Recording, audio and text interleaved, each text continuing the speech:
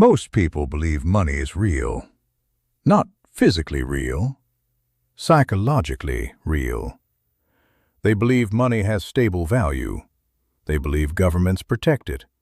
They believe banks store it safely.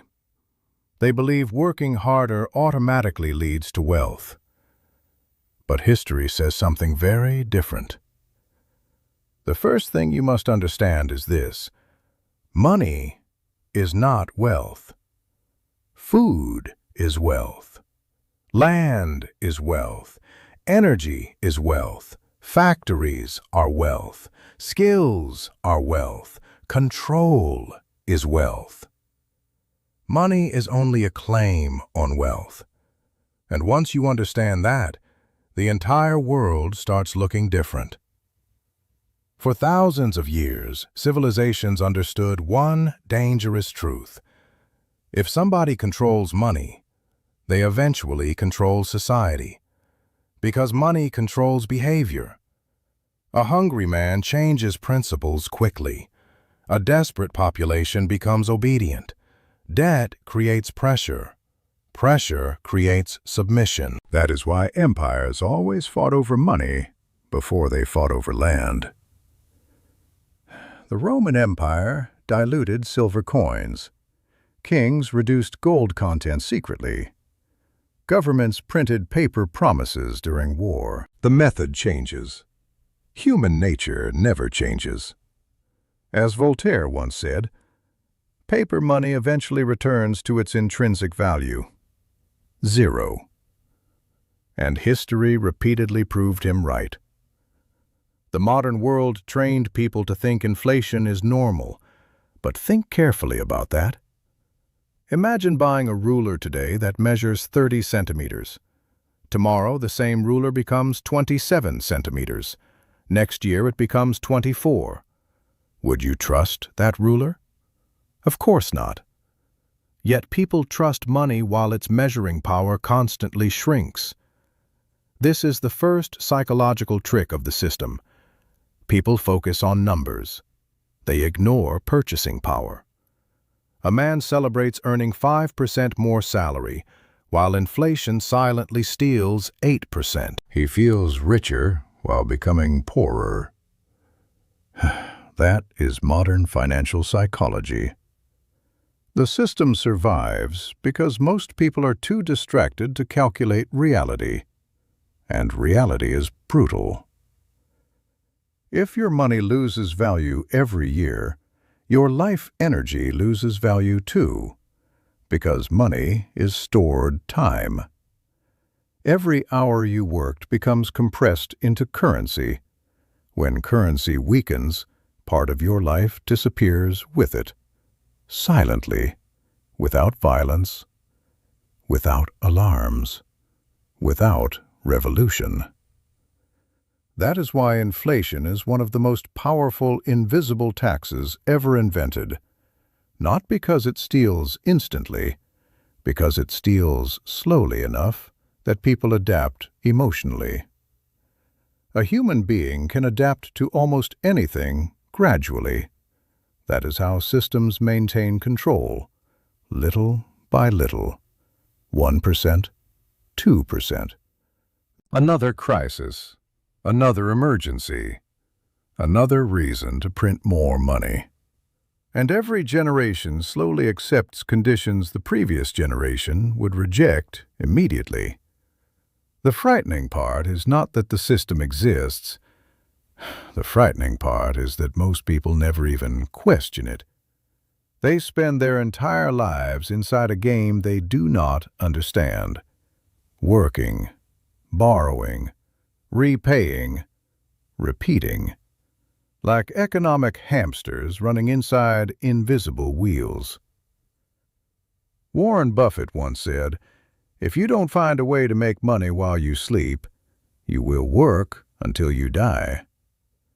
But most people never even reach that stage, because first they must survive a system designed around permanent debt expansion.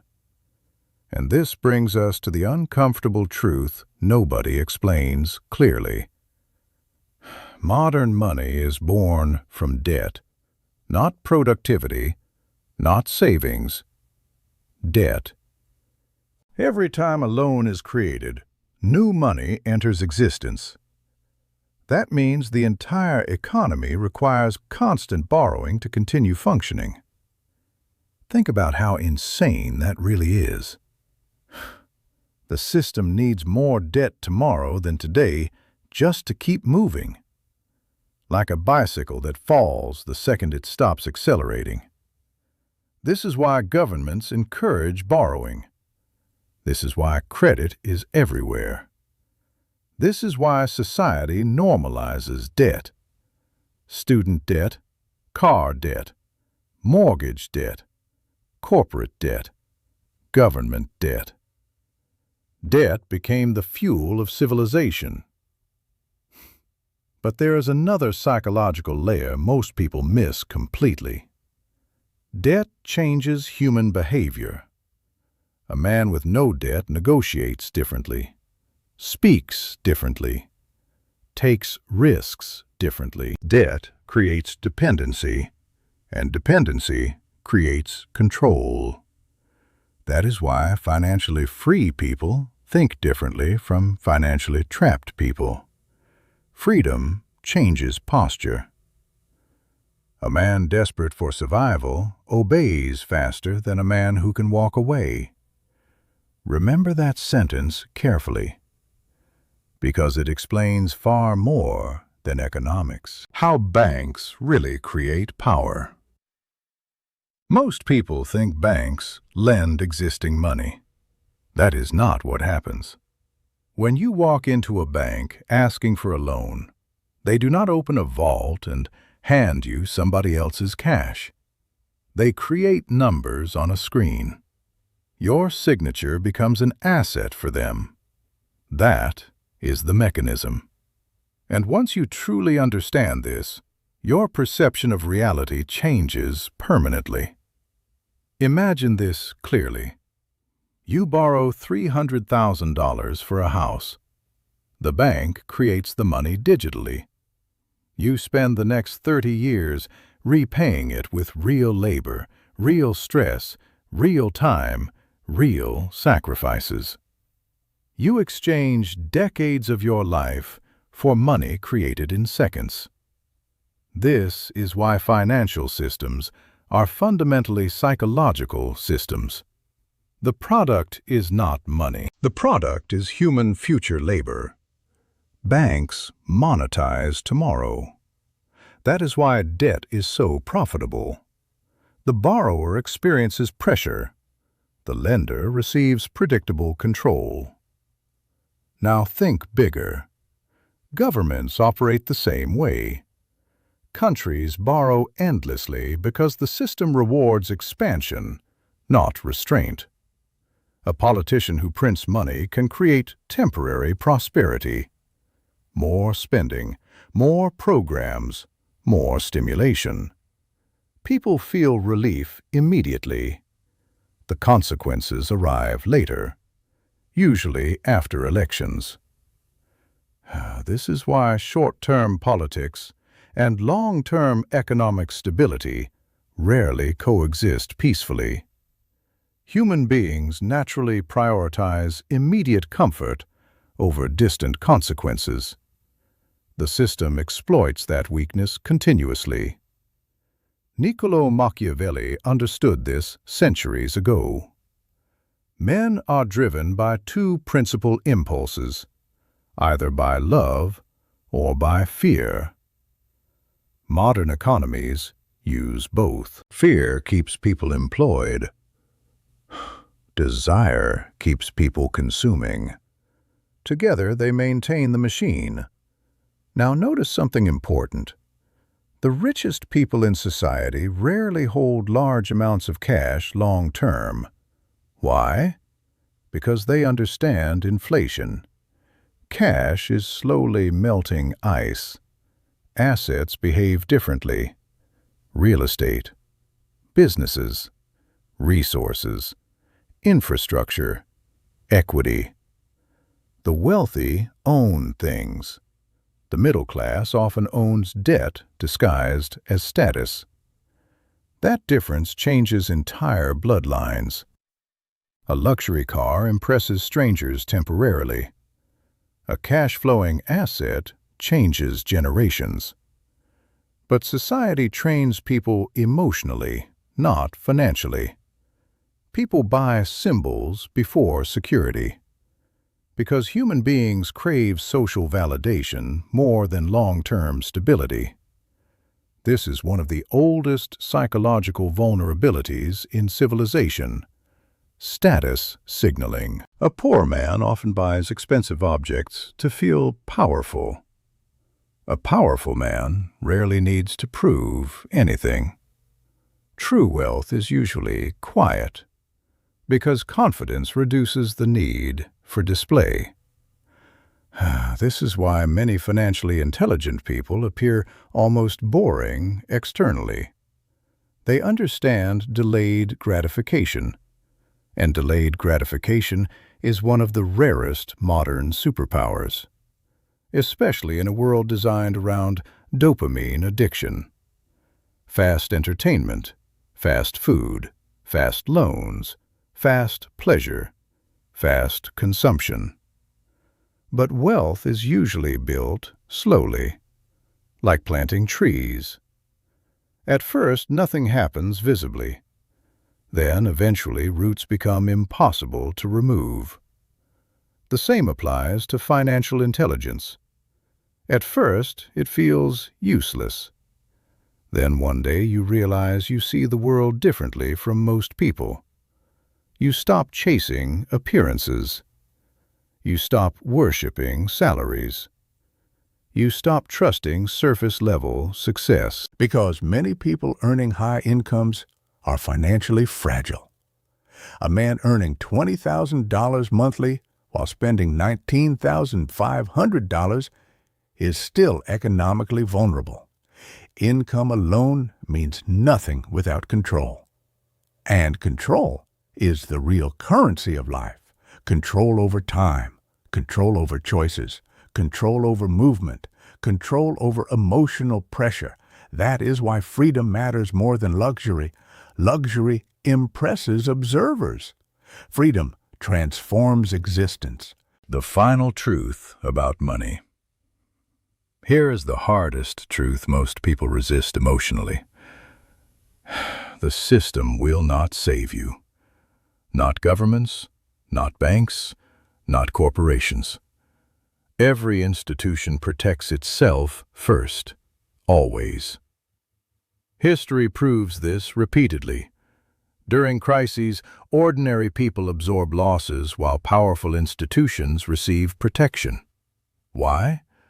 Because systems preserve themselves before individuals. That is not evil. That is structural reality. Understanding this changes your mindset completely. You stop expecting rescue. You start building resilience. And resilience is the real foundation of wealth, not motivation, not hype, not internet fantasies. Real resilience, skills, cash flow, adaptability, emotional control, strategic thinking. Marcus Aurelius wrote, "You have power over your mind, not outside events." That sentence becomes extremely important financially, because markets fluctuate, currencies weaken, governments change rules. But disciplined thinking compounds forever. Most people spend years trying to earn more money. Very few spend years trying to understand money itself. That difference separates consumers from strategists. Consumers ask, "What can I buy?" Strategists ask, "What controls the game?" And once you begin asking better questions, your behavior changes automatically. You stop chasing temporary pleasure. You start analyzing incentives. Because incentives control human behavior more than morality. Always study incentives. If a bank profits from debt, expect more debt. If governments benefit from inflation, expect inflation. If corporations profit from addiction, expect engineered addiction. Follow incentives, and human behavior becomes predictable. This is one of the most valuable mental models in existence. Now here is the important part. Understanding the system should not make you fearful. It should make you strategic. Fear without action becomes paralysis. Knowledge with discipline becomes power. The goal is not escaping society. The goal is learning how reality operates, so you stop being manipulated by appearances. Because modern society constantly sells illusions. Consume more, borrow more, display more, think less. But intelligent people eventually realize something deeper. The highest form of wealth is independence. Not private jets, not luxury watches, not social media attention. Independence. The ability to think clearly under pressure. The ability to survive uncertainty. The ability to refuse manipulation.